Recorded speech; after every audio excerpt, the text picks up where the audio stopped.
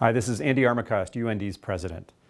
I had a few messages for you today, beginning, of course, with an update on COVID and our plans for the spring semester. And to COVID, of course, we've seen 3 spikes this year, one small one in July, a big one in August, and another big one in November. And because of the resources that we have on campus to test, to isolate, to quarantine, and to do the contact tracing, we were able to knock down those peaks very successfully each time that it happened. So as we move into the spring semester, what I've decided to do is keep the semester running as planned, and that is classes beginning on the 11th of January, starting in our typical hybrid format.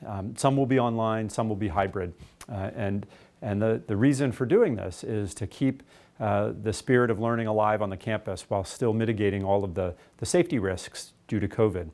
The resources we have available are going to continue into the spring semester, and we know that given the successes we've had throughout the fall semester in battling COVID, I think we'll be in good shape.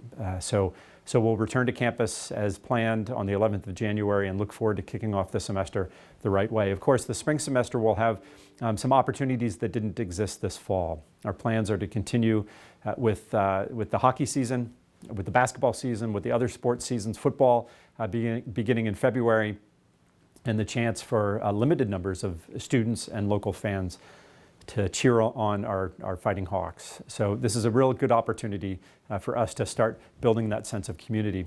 However, we're going to have safety and health at the forefront of all of our decisions, rest assured. The second thing I wanted to talk about is our report from our task force on diversity, equity, and inclusion. And Professor Tom Bailey and Dr. Carol Hallgren, of course, chaired this task force, and the 27 members of the task force delivered their report, which is now published online on our UND strategic plan page.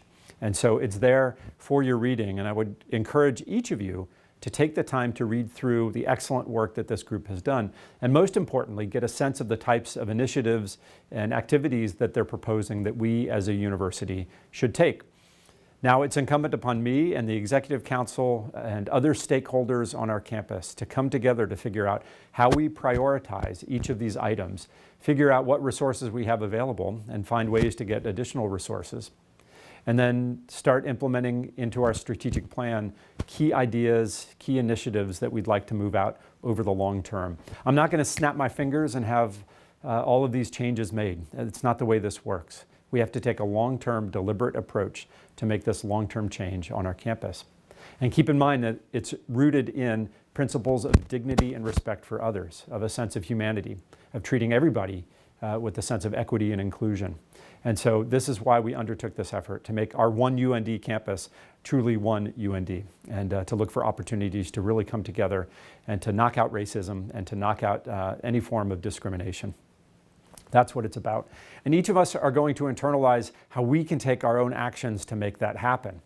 And I know there's been great publicity paid recently, and we don't know how it's going to play out this afternoon, but 2 of our hockey team members have decided to make a very public statement about how they feel about this issue of equity and inclusion. And I know that our coach, Brad Berry, and our athletic director, Bill Chaves, have had lots of conversations with each other and with the teams to really talk about what's the right approach, and not to influence decisions, but just to make sure that any decisions are made with eyes wide open. Now, it might be the case that anyone who looks at this says the national anthem is the wrong time to make a statement. Others might say it's the right time to make a statement. That's a judgment of these 2 players. And what I will do is reinforce Coach Berry, Athletic Director Chaves, and my belief that the right to free speech exists on college campuses, and that right must be preserved. And so the students will see what happens this afternoon when the game begins and the national anthem plays. But they should know, and our whole campus should know, that the right to free expression is something that we hold dear. It's a principle of a college that I think is a fundamental principle that we have to continue to fight for, regardless of whether you agree with the time, place, or manner in which the statements are being made. So anyhow, I wanted to share that with you. I'm proud of the work of this task force on diversity, equity, and inclusion. They put their heart and soul into this work, and it represents the beginning of a long-term effort to make sure that we are one UND. Thank you. Have a great day.